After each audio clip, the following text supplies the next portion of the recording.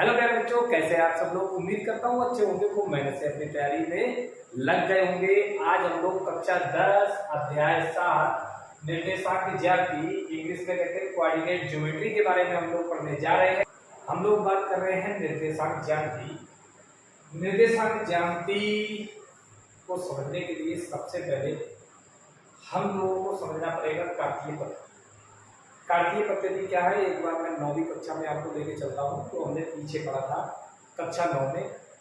निर्देशांक ज्यामिति को समझने के लिए सबसे पहले हमें कार्तीय पद्धति समझनी पड़ेगी। इसका क्या महत्व है, जैसे मान लो ये हमारे पास ये समतल है, ये बोर्ड हमारा कैसा है, समतल। अब इस समतल में अगर कोई भी बिंदु है, मान लो ये बिंदु है, कोई भी बिंदु मान लो, तो बिंदु ये है या ये है, ये इसकी स्थिति कहाँ पे है, इसकी स्थिति कहाँ पे है भाई। ये समतल में कहीं ना कहीं तो माप दोगे। क्या माप दोगे कि जो है ये 5 मीटर की दूरी पर है, ये 6 मीटर की दूरी पर है। लेकिन 6 मीटर 5 मीटर जब आप दूरी नापोगे तो किसी ना किसी एक ऐसे स्थान से मापोगे जहाँ से आपको पता होगा कि हमें माप जो करनी है वो यहाँ से करनी है। तो यहाँ से जब आप चलोगे तो यहाँ से इस बिंदु की दूरी अगर आप मापोगे तो आप कहोगे कि ये 6 मीटर है। या आप इस बिंदु से इसकी दूरी मापोगे, इस बिंदु की मान लो ये हमारी 8 मीटर है। तो आपने क्या किया, एक निश्चित बिंदु लिया जहाँ से हम लोग दूरी को मापेंगे।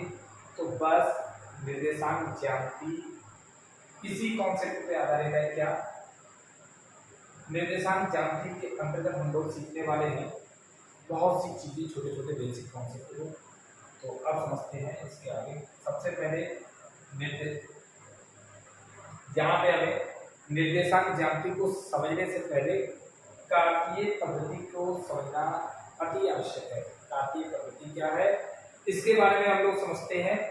जैसे कोई भी तल या समतल है, समतल में स्थित किसी भी बिंदु की स्थिति का पता लगाने के लिए हम लोग जिस पद्धति का उपयोग करेंगे उस पद्धति को ही हम लोग जानते हैं कार्तीय पद्धति अर्थात कोऑर्डिनेट सिस्टम के नाम से।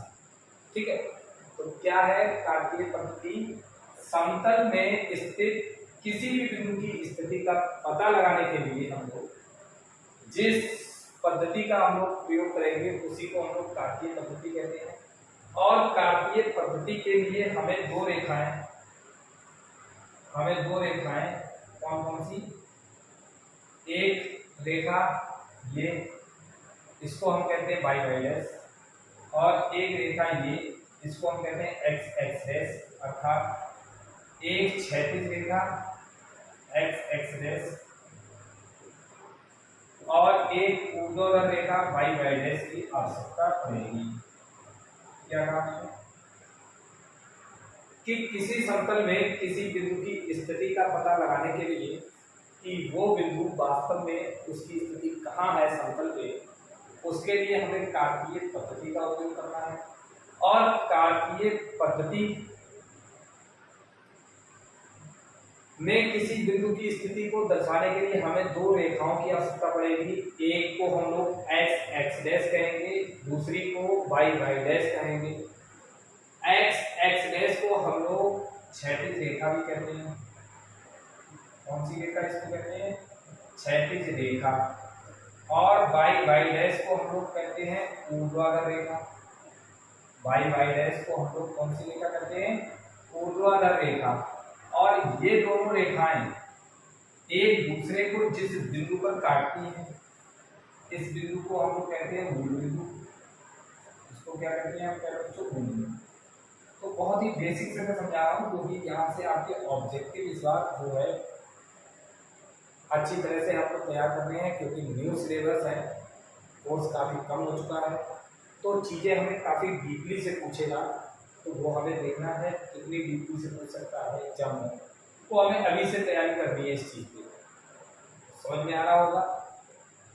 सबसे पहले क्या है कार्तीय पद्धति, क्या है समतल में स्थित किसी भी बिंदु, यानी कि ये बिंदु हो गया या ये बिंदु हो गया या ये बिंदु हो गया या ये बिंदु हो गया या ये बिंदु हो गया, ये बिंदु, किसी भी बिंदु का स्थिति पता लगाने के लिए हमें जिस पद्धति का प्रयोग करना है उस पद्धति को ही हम लोग जानते हैं कार्तीय पद्धति के ध्यान से।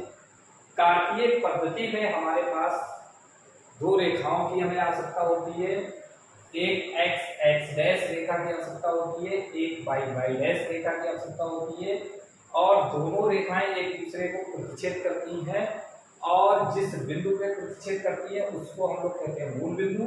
वाई वाई डैश ऊर्ध्वाधर रेखा होती है, एक्स एक्स डैश हमारे पास क्षैतिज रेखा होती है। ये तो बेसिक सा है।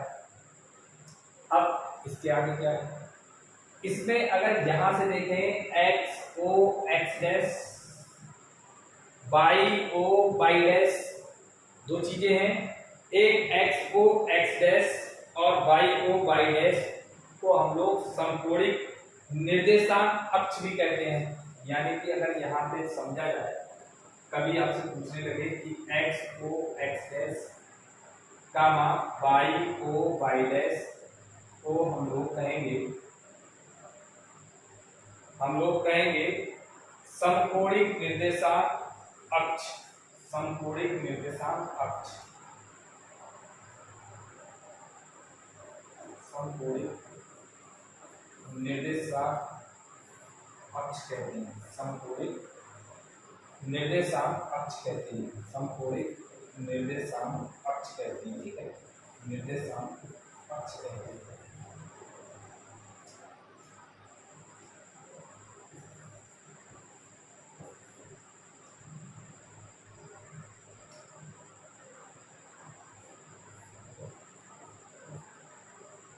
उम्मीद करता हूँ समझ में आ गया होगा। क्या ये केवल कार्तीय पद्धति है? क्या समतल में स्थित किसी बिंदु की स्थिति को दर्शाने के लिए जिस पद्धति का उपयोग करते हैं उसे हम लोग कार्तीय पद्धति कहते हैं। कार्तीय पद्धति में दो रेखाओं की आवश्यकता होती है, एक वाई वाई डैश, एक एक्स एक्स डैश। दोनों रेखाएं एक दूसरे को प्रतिच्छेद करती है जिसे मूल बिंदु कहते हैं। एक्स एक्स डैश क्षैतिज रेखा, वाई वाई डैश ऊर्ध्वाधर रेखा कहलाती है, और एक्स ओ एक्स डैश और वाई ओ वाई डैश को हम लोग क्या कहते हैं, समकोणिक निर्देशांक अक्ष कहते हैं। ठीक है, तो यहाँ पे ये केवल छोटी सी बात हो गई। ठीक, अब इसी में आगे का जो कॉन्सेप्ट है, एक होता है एक्स अक्ष, एक हमारे पास क्या होता है एक्स अक्ष। एक्स अक्ष किसे कहते हैं? एक होता है वाई अक्ष, वाई अक्ष किसे कहते हैं? एक्स अक्ष और वाई अक्ष किसे कहते हैं, ये भी समझ लीजिए। यानी कि एक रेखा एक्स ओ एक्स डैश जो हमारे पास क्षैतिज रेखा है, यानी कि रेखा एक्स ओ एक्स डैश को हम लोग क्या कहेंगे, रेखा एक्स ओ एक्स डैश को एक्स अक्ष कहते हैं, एक्स अक्ष कहते हैं। रेखा एक्स ओ एक्स डैश को हम लोग एक्स अक्ष कहते हैं, जिसमें ये वाली रेखा ओ एक्स को हम लोग कहते हैं धनात्मक एक्स अक्ष। क्या हमने कहा कि रेखा एक्स ओ एक्स डैश को तो हम लोग एक्स अक्ष कहेंगे, जिसमें ओ एक्स वाले भाग को हम लोग धनात्मक एक्स अक्ष कहेंगे। क्लियर? ओ एक्स वाले भाग को हम लोग क्या कहते हैं, इस वाले भाग को हम लोग कहते हैं धनात्मक एक्स अक्ष। क्या कहते हैं हम लोग? धनात्मक एक्स अक्ष। ठीक है, धनात्मक एक्स अक्ष हम लोग कहेंगे। अब अगर बात करें यहाँ पे ओ एक्स डैश वाले भाग को हम लोग क्या कहते हैं, ये ओ एक्स डैश वाला भाग है, ये इसको हम लोग क्या कहते हैं, इसको हम लोग कहते हैं ऋणात्मक एक्स अक्ष। इसको हम लोग क्या कहते हैं, इस चीज को हम लोग कहते हैं ऋणात्मक एक्स अक्ष। ठीक है, फिर से समझ लीजिए बेसिक कॉन्सेप्ट के साथ। क्या रेखा एक्स ओ एक्स डैश को हम लोग एक्स अक्ष कहते हैं, जिसमें ओ एक्स वाला भाग धनात्मक एक्स अक्ष, ओ एक्स डैश वाला भाग ऋणात्मक एक्स अक्ष कहलाता है। इसी प्रकार से अगर आप देखिए ये वाला ओ वाई वाला भाग, ये भी कुछ कहलाएगा, और ये वाला भाग देखिए, ये वाला भाग, ये वाला भाग, इसको से ये वाला भाग, ये कुछ और कहलाएगा। तो यहाँ पे क्या लिखेंगे, वाई अक्ष क्या है, रेखा वाई ओ वाई डैश। यानी कि अब रेखा हमारे पास है वाई डैश को हम लोग कहेंगे वाई अक्ष, वाई डैश को हम लोग वाई अक्ष कहते हैं, वाई डैश को हम लोग क्या कहते हैं, वाई अक्ष। क्या है, एक्स अक्ष भी आपको समझ में आ गया होगा, वाई अक्ष भी समझ में आ गया होगा, ठीक है। तो ओ वाई वाला भाग ये वाला, ये कहलाता है धनात्मक वाई अक्ष, ये क्या कहलाता है, धनात्मक वाई अक्ष। और ओ वाई डैश वाला भाग जो कहलाएगा इसको हम लोग कहेंगे ऋणात्मक वाई अक्ष, इसको हम लोग क्या कहते हैं, ऋणात्मक वाई अक्ष, ठीक है, ऋणात्मक वाई अक्ष। तो ये मोटी मोटी सी बात है। अभी सबसे पहले हमें निर्देशांक ज्यामिति हम लोग पढ़ रहे हैं, ज्यामिति, निर्देशांक ज्यामिति। अरे यार कभी कभी चीजें जो है काफी गलत हो जाती है। ज्यामिति, निर्देशांक ज्यामिति हम लोग पढ़ रहे हैं। तो निर्देशांक ज्यामिति में सबसे पहले हमने क्या सीखा, घातीय पद्धति क्या होता है, समतल में किसी बिंदु की स्थिति का पता लगाने के लिए जिस पद्धति का उपयोग करते हैं वही निर्देशांक पद्धति कहलाती है। इसके लिए हमें दो रेखाओं की आवश्यकता होती है, एक क्षैतिज रेखा, एक ऊर्ध्वाधर रेखा। क्षैतिज रेखा को एक्स डैश कहते हैं, ऊर्ध्वाधर रेखा को वाई डैश कहते हैं। और ये दोनों रेखाएं जिस बिंदु पर प्रतिच्छेद करती हैं उसको मूल बिंदु कहते हैं, ठीक है। इसको हमने मूल बिंदु कह दिया, फिर आगे क्या है, एक्स अक्ष किसे कहते हैं। और हाँ, मूल बिंदु कहने के बाद अब आप देखिए, एक रेखा है एक्स ओ एक्स डैश, एक रेखा है वाई ओ वाई डैश। इसको हम लोग समकोणिक निर्देशांक अक्ष भी कहते हैं। एक्स अक्ष क्या है, रेखा एक्स ओ एक्स डैश, ये एक्स अक्ष है जिसमें मूल बिंदु से, अब आप समझिए, ये मूल बिंदु से दाईं ओर का जो भाग होता है ये धनात्मक एक्स अक्ष, मूल बिंदु के बाईं ओर का भाग होता है इसको ऋणात्मक एक्स अक्ष कहते हैं। मूल बिंदु के ऊपर का जो भाग होता है उसको धनात्मक वाई अक्ष, मूल बिंदु के नीचे का जो भाग होता है उसको ऋणात्मक एक्स वाई अक्ष के नाम से जानते हैं। इतनी बात समझ में आ गई। अब चलते हैं इसके आगे। अब जरा ध्यान से देखिए, ये रेखाएं दोनों जब काटेगी एक दूसरे को, एक्स अक्ष और वाई अक्ष, तो हमेशा 90 पे काटेगी। कोण जो बनेगा वो समकोण अर्थात 90 बनेगा, 90 डिग्री। यानी कि अगर नोट में अगर हम लोग जानना चाहें क्या कि एक्स अक्ष और वाई अक्ष, एक्स अक्ष नोट में हम पहला पॉइंट डालना चाहेंगे, इंपॉर्टेंट चीज है मेरे बच्चों, बेसिक सी, जहां से आपको नंबर मिल सकता है। क्या, एक्स अक्ष कामा वाई अक्ष एक दूसरे को समकोण पर काटते हैं। समकोण अर्थात ब्रैकेट में हमने लिख दिया 90 अंश पर।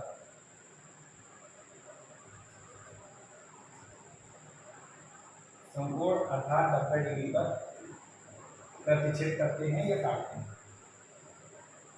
ठीक है। जो भी रेखाएं हैं एक दूसरे को, जैसे ये हमारे पास रेखाएं थी, ये और ये रेखाएं हमारे पास थी, एक एक्स एक्स डैश था, एक वाई वाई डैश था।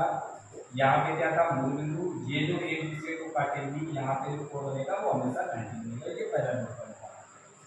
दूसरा नोट पॉइंट क्या है, दूसरा नोट पॉइंट ये होता है कि जैसे हमारे पास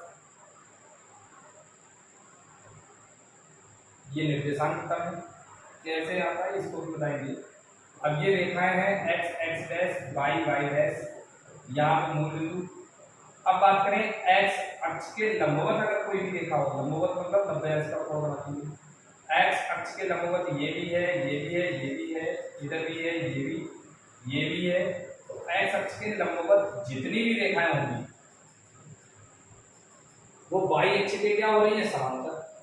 समांतर क्या होती है, जब दो रेखाएं इस प्रकार हों कि उनको कितना भी आगे बढ़ाया जाए, यानी कि दो रेखाएं इस प्रकार हों, उनको कितना भी आगे पीछे बढ़ाओ या छोटा रखो या इसको आगे बढ़ाते जाओ, तो एक दूसरे से कभी ना मिलाएं, किसी भी बिंदु पर ना काटें, तो ये रेखाएं होती है समांतर रेखाएं। ये कौन सी रेखा बोली जाती है, समांतर।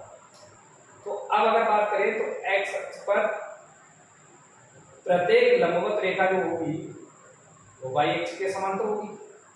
अगला हमारा नोट पॉइंट ये है कि एक्स अक्ष पर प्रत्येक जो लंबवत रेखा होगी लंबवत रेखा या लंब रेखा वो सदैव बाई अक्ष के समांतर होगी। बाई अक्ष के क्या होगी? वो समांतर होगी। ठीक है। एक्स अक्ष पर प्रत्येक लंब रेखा जो होगी वो बाई अक्ष के समांतर होगी। इसी प्रकार अगर हम बात करें, हमारे पास दो रेखाएं हैं,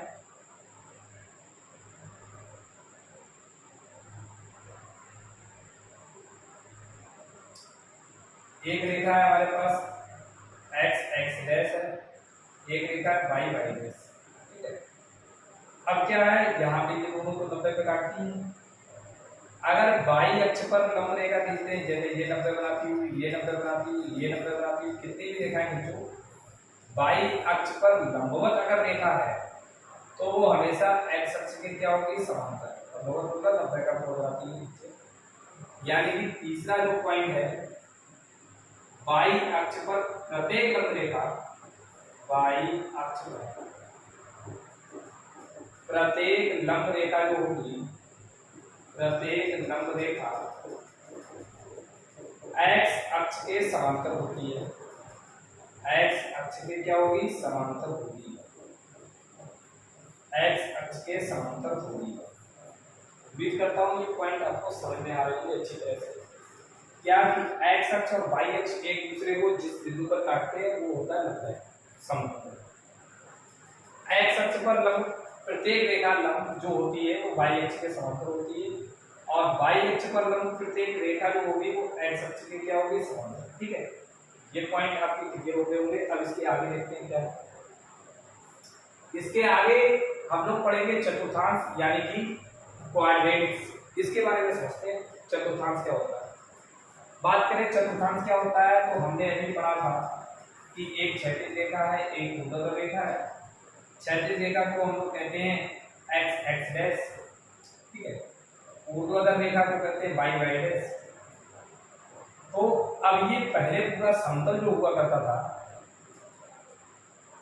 वो इस क्षैतिज रेखा और इस ऊर्ध्वाधर रेखा के द्वारा चार भागों में विभाजित हो रहा है। हम ये देख रहे हैं कि अगर कोई भी हमारे पास समतल है वो क्षैतिज रेखा और ऊर्ध्वाधर रेखा के द्वारा चार भागों में विभाजित हो रहा है। इन्हीं चार भागों को हम लोग, जैसे ये पहला भाग है, ये दूसरा भाग है, ये तीसरा भाग है और ये चौथा भाग है, तो इन्हीं चार भागों को हम लोग चतुर्थांश के नाम से जानते हैं। ये चार भागों को हम लोग किस नाम से जानते हैं? चतुर्थांश। क्या है चतुर्थांश? कि क्षैतिज रेखा ऊर्ध्वाधर रेखा के द्वारा जब तल जो है बढ़ता है वो चार बराबर भागों में बढ़ जाता है। इन्हीं चार बराबर भागों को हम लोग चतुर्थांश कहते हैं। ये हमारा प्रथम चतुर्थांश कहलाता है, ये हमारा दूसरा चतुर्थांश कहलाता है, ये चतुर्थांश, और ये हमारा तीसरा चतुर्थांश कहलाता है, और ये हमारा चतुर्थ चतुर्थांश कहलाता है। ठीक है। तो ये भी समझ में आ गया होगा पॉइंट क्या होता है चतुर्थांश। ये क्लियर हो गया होगा आपका। तो अब इसमें आप समझिए अब क्या है इसमें। अब अगर बात करें, ये तो चतुर्थांश सबको समझ में आ गया होगा। उसे इस प्रकार अक्ष कौन कौन सी? X x dash Y Y dash, और चतुर्थांश से मिलकर जो भी तल बनता है इस तल को हम लोग एक्स वाई तल, एक्स वाई तल या कार्तीय तल या निर्देशांक तल, कार्तीय तल या फिर निर्देशांक तल के नाम से जाना जाता है। तो जो भी मैंने कहा इसका मतलब क्या है कि अक्षों और चतुर्थांश के द्वारा जो भी हमारे पास तल बनता है इस तल को हम लोग या तो एक्स वाई तल कह देते हैं, इसी तल को हम लोग या तो कार्तीय तल के नाम से जानते हैं, इसी तल को हम लोग या तो निर्देशांक तल के नाम से जानते हैं। पता लग गया होगा ये क्या है। इसके आगे हम लोग पढ़ेंगे क्या, इसके आगे हम लोग पढ़ेंगे कार्तीय तल में बिंदु के निर्देशांक। अब ये कार्तीय तल में बिंदु के निर्देशांक क्या होता है ये समझिए। जैसे ये क्या है, कार्तीय तल क्या है, दो लंबवत रेखाएं होती हैं अक्षों, और फिर अक्षों के बाद हमारे पास अक्षों, ये अक्ष है, आपको पता है कि अक्षों और चतुर्थांश के द्वारा जो भी तल बनता है उसी को हम लोग कार्तीय तल या निर्देशांक तल कहते हैं। अब कार्तीय तल में किसी बिंदु के निर्देशांक कैसे होते हैं, जैसे मान लो ये कार्तीय तल है, इसके प्रथम चतुर्थांश में कोई बिंदु है, इसके निर्देशांक क्या होंगे। अब जरा मेन चीज क्या है उसको समझिए, यानी कि अगर इस बिंदु के हमें निर्देशांक बताने हैं उसके लिए क्या क्या आवश्यकता होगी। उसके लिए हमें ये पता होना चाहिए कि ये वाला बिंदु x अक्ष से कितनी दूरी पर है, y अक्ष से कितनी दूरी पर है, ठीक है। समतल में स्थित किसी बिंदु की स्थिति को दर्शाने के लिए हमें x अक्ष y अक्ष से लंबवत दूरी की आवश्यकता होती है, ठीक। तो x अक्ष और y अक्ष से लंबवत दूरी की आवश्यकता होती है। इन्हीं दूरियों को ही बिंदु के निर्देशांक कहते हैं। प्रत्येक बिंदु के दो निर्देशांक होते हैं, एक को हम लोग कहते हैं x निर्देशांक और एक को हम लोग क्या कहते हैं y निर्देशांक। अब समझने वाली बात यह है कि x निर्देशांक क्या होगा और y निर्देशांक क्या होगा। तो बात करें x निर्देशांक किसे कहते हैं, x निर्देशांक किसे कहते हैं इसको समझ लेते हैं।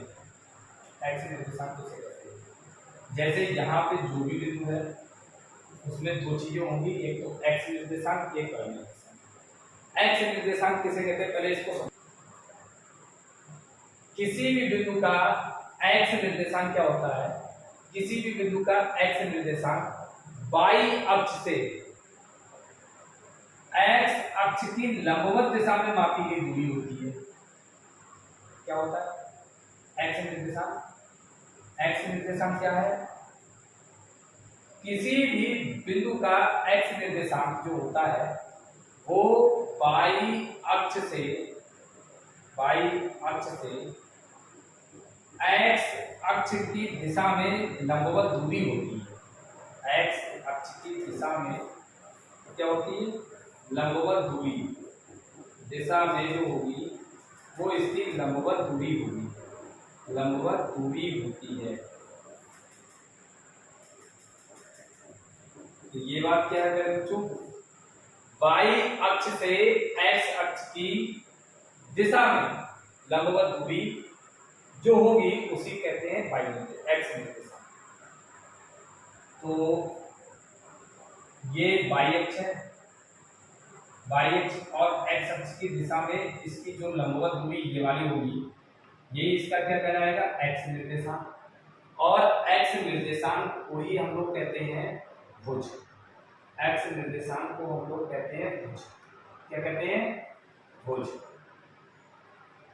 फिर बात आती है कि y निर्देशांक किसे कहते हैं, जस्ट अपोजिट।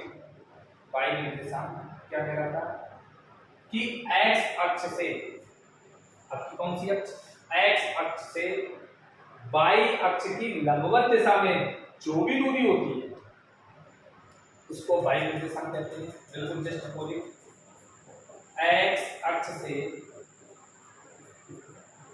y अक्ष की दिशा में,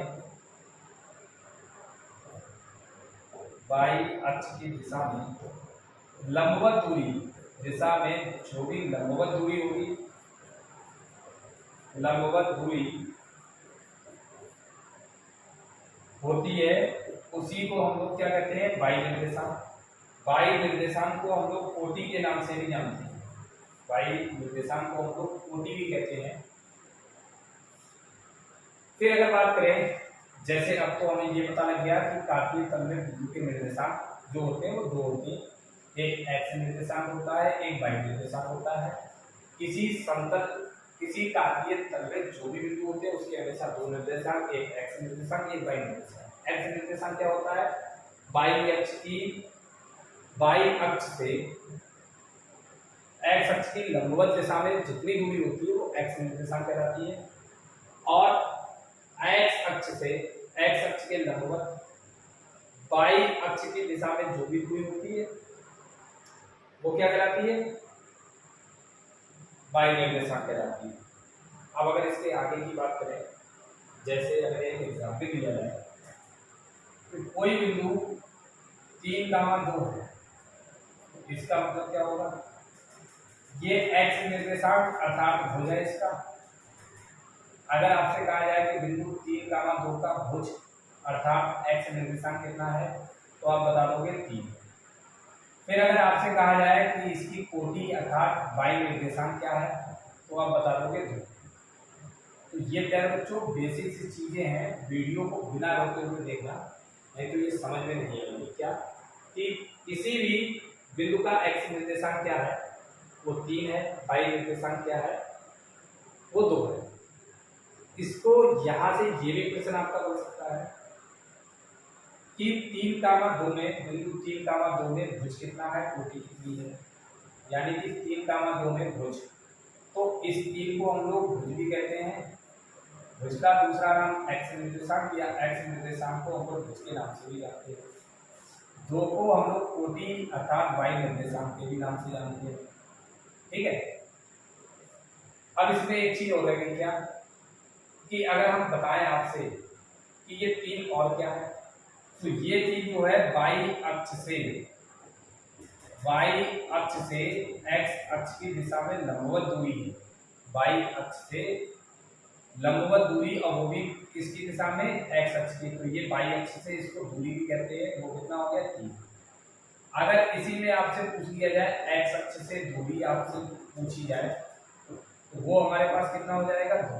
एक्स अक्ष से दूरी प्यारे बच्चों कितनी हो जाएगी 2। चीजों को बहुत ही बारीकी से समझिएगा, जो भी चीजें हैं क्रम से समझते हुए चलिएगा। वाई अक्ष से दूरी अगर बिंदु 3,2 में पूछ ले तो वो कितनी हो जाएगी 3। एक्स अक्ष से दूरी अगर आपसे पूछे तो कितनी हो जाएगी 2। ठीक, ये तो छोटी सी बात है। अभी इसके आगे और चीजें हैं, उसके बारे में भी हम लोग सीखेंगे। पहले ये चीज समझ में आ गई होगी, क्या चीज, उम्मीद करता हूँ। इसके आगे हमारे पास क्या है, निर्देशांकों के चिन्ह की परिपाटी। निर्देशांकों के चिन्ह की परिपाटी क्या है, अब समझिए। जैसे हमारे पास वही 2 रेखाएं हैं, एक क्षैतिज एक ऊर्ध्वाधर, ये होता है एक्स ओ एक्स डैश, ये होता है वाई ओ वाई डैश। ठीक है, अगर हमारे पास कोई भी बिंदु प्रथम चतुर्थांश में है, तो इसकी एक्स अक्ष से लंबवत दूरी वाई अक्ष से लंबवत दूरी हमेशा क्या होगी, प्लस प्लस, अर्थात इसका भुज भी प्लस होगा और कोटि भी प्लस ही होगी। यानी कि प्रथम चतुर्थांश में जो भी बिंदु होगा उसका भुज और कोटि हमेशा क्या होगी, प्लस। क्यों, क्योंकि ये जो बिंदु है, ये जो चतुर्थांश है वो घिरा है धनात्मक एक्स अक्ष और धनात्मक वाई अक्ष के द्वारा, इसलिए ये क्या होगा, हमेशा धनात्मक। ठीक है, अब ये वाला दूसरा चतुर्थांश में अगर कोई बिंदु है तो इसका भुज होगा हमेशा ऋणात्मक और कोटि होगी हमेशा धनात्मक। यानी कि ये हमेशा जो है, ये पीला वाला आप देखिए, ये कहता है धनात्मक है, ये धनात्मक है, धनात्मक वाई अक्ष धनात्मक है, ऋणात्मक एक्स अक्ष से घिरा हुआ है, इसलिए भुज माइनस का होगा और कोटि हमेशा क्या होगी, इसकी प्लस। अगर कोई बिंदु तृतीय चतुर्थांश में, तो अब आप देखिए ये पीला वाला देखिए, दोनों पीले वाले हैं, यानी कि ऋणात्मक एक्स अक्ष भी है ऋणात्मक वाई अक्ष भी है, इसलिए ये दोनों इसके निर्देशांक जो होंगे बिंदु के वो दोनों किसके होंगे, माइनस। भुज भी माइनस का, कोटि भी माइनस का। फिर इसके बाद अगर कोई बिंदु चतुर्थ चतुर्थांश में है तो अब आप देखिए ये लोग, ये देखिए ये 2 रंग, एक महरून और एक पीले से घिरा हुआ है, इसलिए इसके निर्देशांक होंगे, पहले भुज देखिए प्लस का है और ये पीला वाला देखिए माइनस का है, यानी कि इसमें भुज प्लस का होगा, कोटि क्या होगी माइनस। ठीक है, यहाँ पे कुछ नोट में करा दे रहा हूँ कि अगर कोई बिंदु मान लो एक चतुर्थांश में नहीं है, जैसे प्रथम चतुर्थांश में, दूसरे में है, तीसरे में, चौथे में, ये तो आप बताइए। चलो पहले एक दो क्वेश्चन की अगर बात करें कि अगर हमारे पास कोई बिंदु 3, 2 है तो ये किस चतुर्थांश में होगा। अब आप देखिए भुज का चिन्ह प्लस है, कोटि भी प्लस है, प्लस प्लस कौन से चतुर्थांश में होता है, ये होता है प्रथम चतुर्थांश। ये कौन सा चतुर्थांश होता है, प्रथम चतुर्थांश। ठीक है, अगर किसी बिंदु का भुज और कोटि दोनों प्लस है तो समझ लीजिए प्रथम चतुर्थांश का बिंदु है। अगर हमारे पास भुज है माइनस का, कोटि है प्लस की, तो समझ लीजिए ये जो बिंदु है वो है द्वितीय चतुर्थांश का। कौन से चतुर्थांश का बिंदु है, ये हमारा बोला जाएगा द्वितीय चतुर्थांश का बिंदु, द्वितीय चतुर्थांश का बिंदु। ठीक है, अगर हमारे पास दोनों माइनस के हैं तो ये बोला जाएगा हमारे पास तृतीय चतुर्थांश।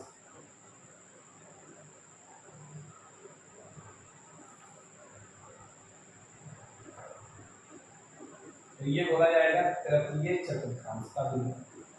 अगर हमारे पास भुज प्लस का है, कोटि माइनस की है, तो ये बोला जाएगा चतुर्थ चतुर्थांश, चतुर्थ चतुर्थांश का बिंदु। ठीक है, तो ये है हमारे पास यहाँ तक कॉन्सेप्ट क्या है कि अगर दोनों प्लस है तो प्रथम चतुर्थांश में होगा, पहला माइनस दूसरा प्लस है दूसरे चतुर्थांश का बिंदु होगा, दोनों माइनस है तृतीय चतुर्थांश का, पहला प्लस दूसरा माइनस, ये हो जाएगा चतुर्थ चतुर्थांश।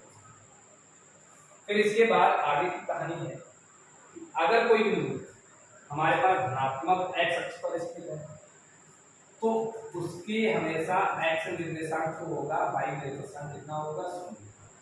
यानी कि x अक्ष पर जो भी बिंदु होगा, धनात्मक x अक्ष पर होगा तो प्लस x कामा 0 होगा, ऋणात्मक x अक्ष पर होगा तो माइनस x कामा 0 होगा।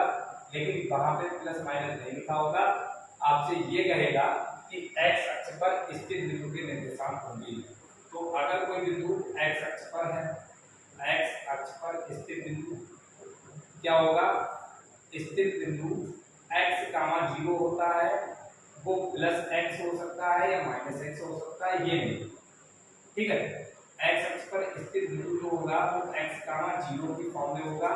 अगर आपसे कह दे कि इसमें भी दो कंडीशन है, अगर वो धनात्मक x अक्ष पर स्थित है बिंदु, कौन सी अक्ष, धनात्मक x अक्ष पर स्थित है बिंदु, तो उसके निर्देशांक हो जाएंगे x कामा 0।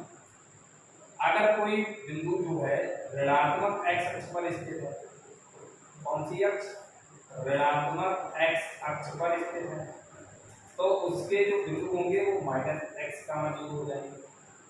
अगर कोई बिंदु y अक्ष पर स्थित है, कौन सी, y अक्ष पर स्थित, ये समझ लीजिए प्यारे बच्चों, ये पहचान क्योंकि प्रश्न आपका बन सकता है। अगर कोई बिंदु y अक्ष पर स्थित है तो x निर्देशांक तो इसका होगा ही नहीं, क्योंकि इसमें क्या होता है केवल y निर्देशांक, तो ये हो जाएगा 0 कामा प्लस माइनस y। तो अगर यहाँ पे आप आपसे कह दें कि धनात्मक y अक्ष पर स्थित है बिंदु, कौन सी अक्ष, धनात्मक y अक्ष पर अगर बिंदु है स्थित, तो इसके निर्देशांक होंगे 0 कामा y। अगर कोई बिंदु आपसे कहते हैं ऋणात्मक y अक्ष पर है, ऋणात्मक y अक्ष पर है, तो इसके निर्देशांक होंगे 0 कामा माइनस y। ठीक है, तो ये चीजें हैं कुछ स्पेशल, इसका स्क्रीनशॉट ले लीजिए आप लोग। फिर मैं एक दो क्वेश्चन भी आपसे पूछूं, फिर हम लोग आगे बढ़ेंगे सिलेबस वाले क्वेश्चन पे। अभी तो ये बेसिक था।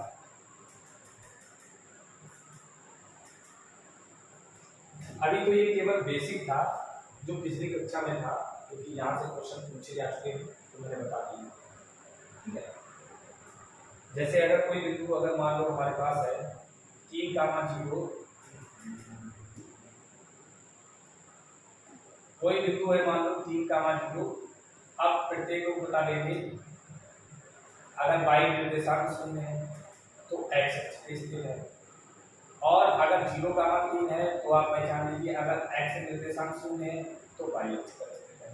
सीधे सीधे y 0 है x अक्ष पे टिका है, x 0 है तो y अक्ष पे टिका है। यानी कि y निर्देशांक 0 है तो ये बिंदु जो होगा वो x अक्ष पर स्थित और अगर ये भी लिख दे कौन सी अक्ष, तो ये धनात्मक एक्स अक्ष बेहतर, तो एक्स अक्ष ही है। लेकिन अगर आपसे ज़्यादा नहीं पूछता है तो आप लिख सकते हो धनात्मक एक्स अक्ष पर स्थित या खाली एक्स अक्ष पर। 0 का मान 3 है तो ये वाई अक्ष पर स्थित है। कौन सी वाई की? वाई की धनात्मक वाई अक्ष पर। तो ये नॉर्मल से कॉन्सेप्ट है, इसको आप लोग स्क्रीनशॉट इसका ले लीजिए। अब चलते हैं इसके आगे। जैसे अगर एक क्वेश्चन से समझें, जैसे हमारे पास अगर बात करें चित्र में बिंदु P के निर्देशांक ज्ञात कीजिए, बिंदु P के निर्देशांक ज्ञात कीजिए, ऐसा भी सवाल आ चुका है, निर्देशांक ज्ञात कीजिए। ठीक है, आपसे पूछ सकता है कि चित्र में बिंदु P के निर्देशांक ज्ञात कीजिए। नॉर्मल सा क्वेश्चन है, पहले बेसिक चलते हैं, फिर इसके बाद हम लोग एक्सरसाइज के क्वेश्चन पे आएंगे।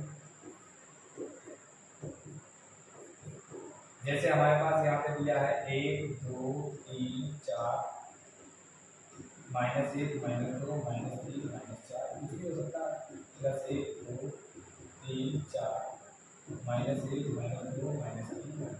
ठीक है, हमारे पास यहाँ पे दे दिया बिंदु P। अब आपसे कहेगा कि इसके निर्देशांक क्या कीजिए। आंसर आपके पास 4 ऑब्जेक्टिव कर देगा बना के, 2 का मान 3, दूसरा 3 का मान 2 और तीसरा 4 का मान 2, चौथा -3 का मान 2। ठीक है, तो कौन सा ऑब्जेक्टिव सही है? तो अब आप देखिए बिंदु P पे पहुंचने के लिए सबसे पहले एक्स अक्ष पे चलेंगे, फिर ऊपर चलेंगे वाई अक्ष पे। तो P के निर्देशांक क्या होंगे? वाई अक्ष से लंबवत दूरी जो होती है, वाई अक्ष से ये लंबवत दूरी, यही एक्स निर्देशांक होता है, कितनी दूरी पर है, वाई अक्ष से कितनी लंबवत दूरी पर है। तो दूरी आप लोग देखिए 1 और 1 2।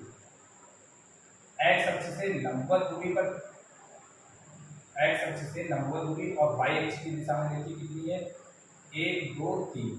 तो इस बिंदु P के जो निर्देशांक होंगे वो क्या हो जाएंगे, 2 3। ये इसका आंसर हो जाएगा। नॉर्मल सी चीजें हैं बच्चों, बेसिक के साथ मैं बता रहा हूँ। अगर अब मान लो हमारे पास एक चित्र है,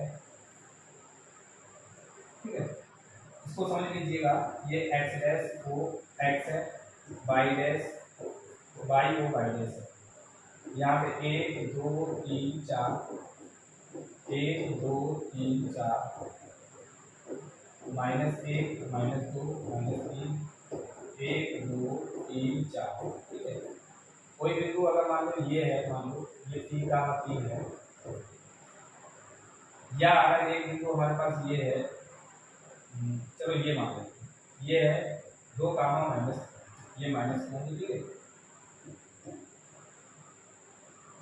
अब अगर आपसे बात करें यहाँ पे कि इस बिंदु Q के जो Q का जो भुज है वो कितना है, भुज इसका कितना हो जाएगा, भुज बराबर 2। कोटि अगर आपसे पूछे वो आप बता दोगे -3। एक्स अक्ष से दूरी, एक्स अक्ष से दूरी जो होगी, काफी बच्चे दिखाते हैं -3, जो कि गलत हो जाएगा।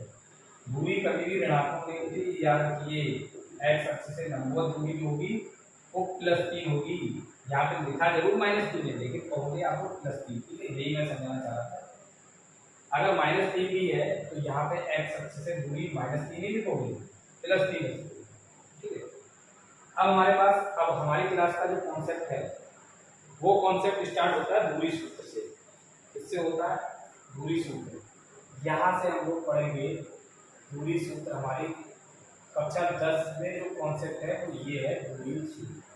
दूरी सूत्र क्या होता है अब समझिए, यानी कि किसी भी कार्तीय तल में दो बिंदुओं के बीच की दूरी हम लोग यहाँ पर पढ़ने जा रहे हैं। जैसे कोई भी कार्तीय तल है, अभी तक हमने एक बिंदु की स्थिति सीखी थी, X dash O X, Y ओ वाई डैश। समतल में एक बिंदु मान लो ये था P, अब कोई बिंदु मान लो कहीं और है, दूसरा बिंदु मान लो ये है Q। तो ये कार्तीय तल में या निर्देशांक तल में या XY तल में कोई भी दो बिंदु है, अब उनके बीच की हम लोग दूरी हम लोग पढ़ने जा रहे हैं। इस जो भी इनके बीच की दूरी होगी उसी को हम लोग दूरी सूत्र से हम लोग ज्ञात करते हैं। कैसे बनता है दूरी सूत्र समझिए। ये हमारे पास है एक बिंदु, इसके निर्देशांक है x1 y1, ये हमारे पास है x2 y2। अब हमारे पास दो बिंदुओं यानी कि P और Q के बीच की जो दूरी होगी, यानी कि P2 के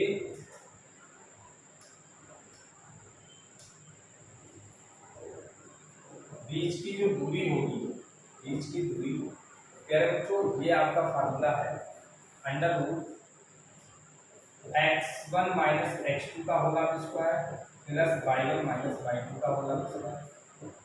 ये आप कह रहे हो, चाहे या लिखा है PQ के बीच की दूरी आप ये भी ले सकते हो, बीच की दूरी आप ये भी ले सकते हो, क्या under root x2 minus x1 का होगा square plus y2 minus y1 का होगा स्क्वायर। ठीक है, तो ये हमारे पास दो फार्मूले हैं, क्या कि समतल में स्थित किन्हीं दो बिंदुओं के बीच की दूरी, समतल में स्थित किन्हीं दो बिंदुओं के बीच की दूरी हम लोग किसी फार्मूले से ज्ञात करेंगे। इसी को हम लोग,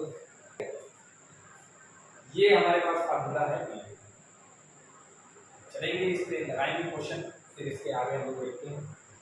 पहला आपका जो एक्सरसाइज 7.1 का जो क्वेश्चन है, क्या क्वेश्चन है समझ लेते हैं। 7.1 का जो पहला प्रश्न आपका है, बिंदुओं के निम्नलिखित युग्मों के बीच की दूरी क्या कीजिए। निम्नलिखित युग्मों के बीच की दूरी क्या कीजिए, युग्मों के बीच की दूरी क्या कीजिए।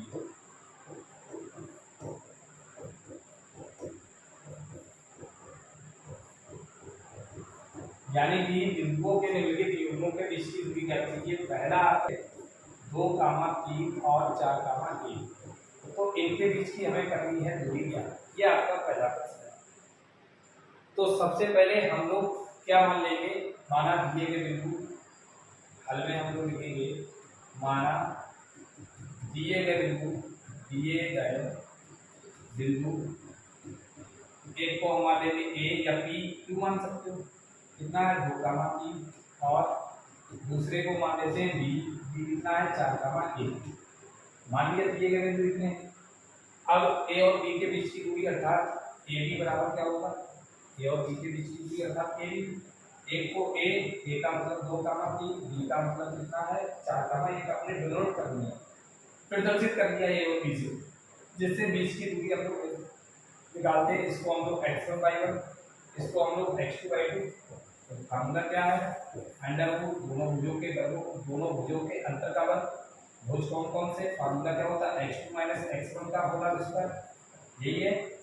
यानी कि भुज के अंतर का वर्ग प्लस कोटि के अंतर का वर्ग, यानी कि y2 माइनस y1 का होगा स्क्वायर। अब पूरे को वर्ग x2 कितना है, ये है 4 माइनस 2 का होगा स्क्वायर प्लस 1 माइनस 3 का होगा स्क्वायर। 4 में से 2 गया, ये 2 का वर्ग प्लस ये हो जाएगा माइनस 2 का वर्ग। बात करें 2 का वर्ग हो गया 4 प्लस माइनस 2 का वर्ग भी 4, 4 और 4 8। अगर 8 की बात करें तो 8 लेते हैं, 2 चौकू 8, 2 दूनी 4 और 2 एकम। ठीक है, अब आप देखिए इसका जोड़ा बनेगा, यहाँ से निकलेगा वहाँ 2, यहाँ इसका जोड़ा नहीं बनेगा, तो ये हमारे पास हो जाएगा 2 वर्गमूल 2 मात्रक या इकाई। ठीक है, उम्मीद करता हूँ ये समझ में आ गया होगा। पहला प्रश्न आपका बिल्कुल आसान सा प्रश्न था। दिए गए बिंदु, एक को हमने ए मान लिया, एक को बी मान लिया, फार्मूला लगाया दूरी सूत्र और दोनों के बीच की दूरी ले गया और -1, -5, 7 और -1, 3 इसको हम लोग कब कर देते हैं।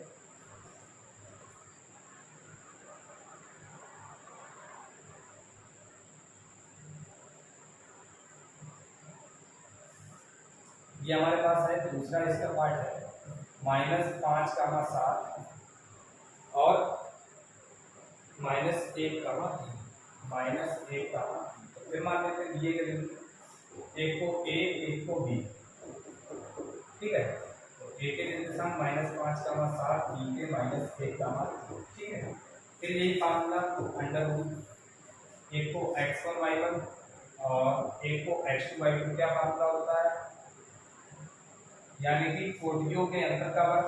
कोटियां कौन कौन सी हैं, एक तो x2 की जगह -1 है, फिर बीच में माइनस और यहाँ पे -5 है, ध्यान से माइनस और माइनस क्या हो जाएगा, +5 का वर्ग प्लस बाई 2 कितना है 3 माइनस, क्यों, अब कोटियों के अंतर का वर्ग, ये भुज के अंतर का वर्ग हो गया, कोटियों के अंतर का वर्ग 3 - 7 का होगा स्क्वायर, क्या हो जाएगा 5 में से 1 जाएगा 4 का वर्ग, ये आ गया -4 का वर्ग, 4 चौक 16 प्लस 4 चौक 16, 16 16 32, और 32 का हम लोग वर्गमूल निकालते हैं,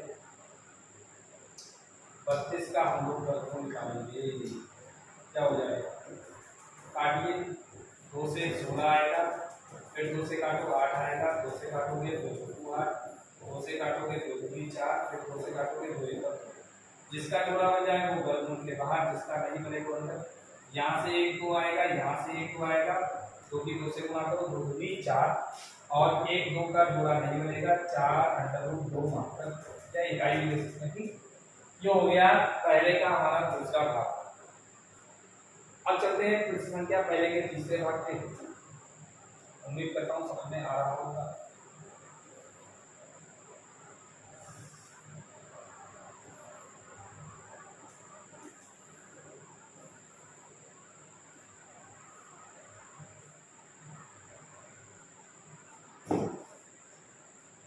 अब तीसरा भाग हमारे पास क्या है, ये लिखा है a, b -a, b a, b और -a, b इनके बीच की दूरी हमें निकालनी है, एक को मान लो a, एक को मान लो कैपिटल B,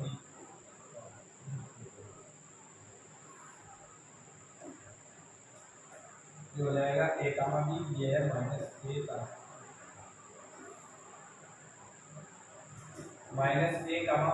ठीक है, तो रख देते हैं, एक को a, एक को b, a का मतलब a, b और इसका मतलब -a, -b, ये हमारे पास है x1 y1, ये हमारे पास है x2 और y1। इसकी बात करें, फार्मूला लगा देते हैं x2 - x1, ये यानी कि दोनों भुजों के अंदर का वर्ग, यानी कि -a -x1 कितना है a, इसका वर्ग y2 कितना है -b -y1 कितना b, इसका वर्ग -a -2 a का होगा स्क्वायर प्लस -b यानी कि -2b का होगा स्क्वायर, कितना हो जाएगा, माइनस का वर्ग प्लस 2 का वर्ग 4 a square plus 4b square. अब यहाँ से कॉमन क्या आएगा 4 बाहर आएगा, वर्गमूल के बचेगा 2, और ये हो जाएगा √a square plus b square में इकाई का मात्रक, ठीक है, इकाई का मात्रक कुछ भी ले सकते हैं।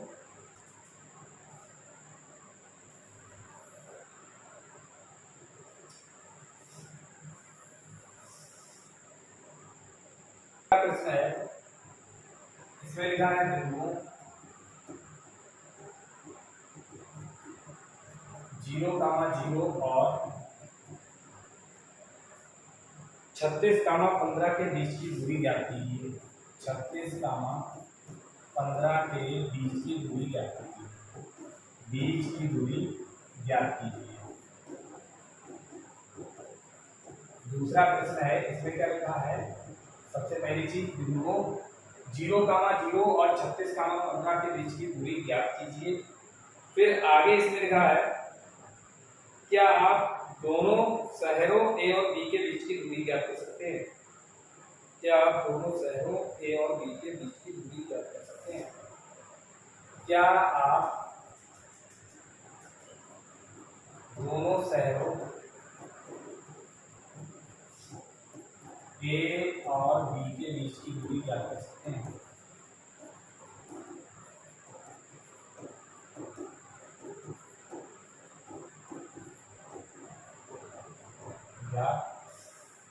कर सकते हैं, ये लिखा है, ठीक है, सिंपल है। सबसे पहले इन बिंदु और इन बिंदुओं के बीच की दूरी ज्ञात कीजिए, फिर कहा है क्या आप दोनों शहरों के बीच की दूरी ज्ञात कर सकते हैं, तो दोनों शहर ए और बी, ये शायद आपकी एनसीईआरटी बुक में लिखा है कि एक आकृति दे रखी है, शायद मुझे कुछ भी ज्यादा, उसमें लिखा था इस आकृति में आप दोनों शहरों ए और बी के बीच की दूरी ज्ञात कर सकते हैं। उसमें जो शहर ए था उसके निर्देशांक 0, 0 है, शहर बी जो है उसके निर्देशांक 36 है। तो फिर देख लीजिए, सबसे पहला हम लोग देखते हैं पहला पार्ट, ये बिंदु ए को मान लीजिए, माना माना दिए गए बिंदु एक को चलो ए मान लीजिए आप यहाँ पे ए का मतलब 0 का मान 0 और बी का मतलब कितना है 36 का मान 15 दिए गए बिंदु ये हैं, ये ए हो जाएगा, ये बी हो जाएगा। ए का मतलब 0 का मान 0, बी का मतलब 36 का मान 15। ए के निर्देशांक x1 y1, बी के निर्देशांक x2 y2। अब दोनों के बीच की दूरी जो AB है वो निकाल लीजिए। क्या हो जाएगा फार्मूला x2 - x1 का whole square plus y2 - y1 का होल स्क्वायर। ये हो जाएगा इसका फार्मूला नॉर्मल सा x2 - x1, x2 कितना है 36 - 0 का होल स्क्वायर प्लस 15 - 0 का होल स्क्वायर। 36 - 0 यानी कि 36 का स्क्वायर प्लस 15 - 0 यानी कि 15 का स्क्वायर। 36 का स्क्वायर क्या होगा? अब आप लोग देखिए 36 की गुणा कर लीजिए, 36 का स्क्वायर आ जाएगा। नहीं वैसे भी कर सकते हैं, 6 छंग 36 का 6 हाथ से लगा 3, 2 छंग 12 3 15 और 3 18 और 3 3 9 1 10 1086 प्लस 15 15 225। ठीक है, बराबर जोड़ दीजिए 6 5 11 8 2 10 और 1 11 और 2 1 3 ये 1311 है। क्या 1521, ये 1296 है। क्या रिकॉर्ड कर दिया? 6 छंग 36 वहाँ से 3 6 दूरी 12 3 36 और 3 15।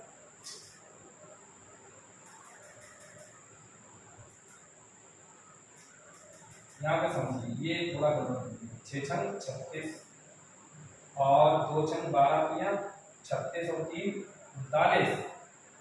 वहाँ से लगे 3 3 3 9 और 3 12 1296 है। सही है। 15 15 225। इसको जोड़ोगे जब आप तो आएगा 6 और 5 11 9 2 11 और 1 12। ठीक है, 2 2 4 1 1521 1521 जो होता है वो होता है 39 का वर्ग। इसका होता है 39 इकाई। 39 इकाई। फिर आप कहे इसके आगे हमारा जो क्वेश्चन है वो ये है, क्या आप दोनों शहरों ए और बी के बीच की दूरी ज्ञात कर सकते हैं? तो हम लिख देंगे हाँ, हम दोनों शहरों ए और बी के बीच की दूरी ज्ञात कर सकते हैं और ए और बी के बीच की दूरी जो आएगी कितनी हो जाएगी 39 इकाई। ठीक है, पूरा क्वेश्चन जिसमें मैंने लिखा था अब एनसीईआरटी बुक से आप लोग देख लीजिएगा। क्या आप दोनों शहरों के बीच की दूरी ज्ञात कर सकते हैं? तो लिख देंगे हाँ, हम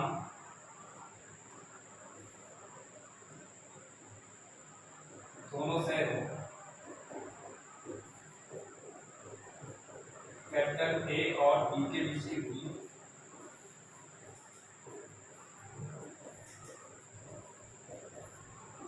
ज्ञात कर सकते हैं और जो बीच की दूरी है, बीच की दूरी कितनी है 39 इकाई है। ठीक है, तो ये हमारे पास इसका सॉल्यूशन हो जाएगा। उम्मीद करता हूँ समझ में आ गया होगा। तो प्यारे बच्चों, आज के इस लेक्चर में हम लोग यहाँ तक क्वेश्चन नंबर 2 तक हम लोग हल कर लिए हैं। अब इसके आगे के लेक्चर में हम लोग पढ़ेंगे। तब तक के लिए जय हिंद। खूब पढ़िए, मेहनत कीजिएगा, मेहनत कोई कमी नहीं होनी चाहिए। और अगर कहीं पे किसी का भी कोई डाउट है या कहीं पे मुझ पर गलत हो गया हो तो आप लोग कमेंट करके बताएं कि सर मुझे यहाँ पे ये डाउट है, इसके आगे वाले लेक्चर में वो आपका डाउट आउट कर दिया जाएगा। ठीक है, कमेंट करके जरूर बताएं। अब मिलते हैं इसके आगे के लेक्चर में। तब तक के लिए जय हिंद।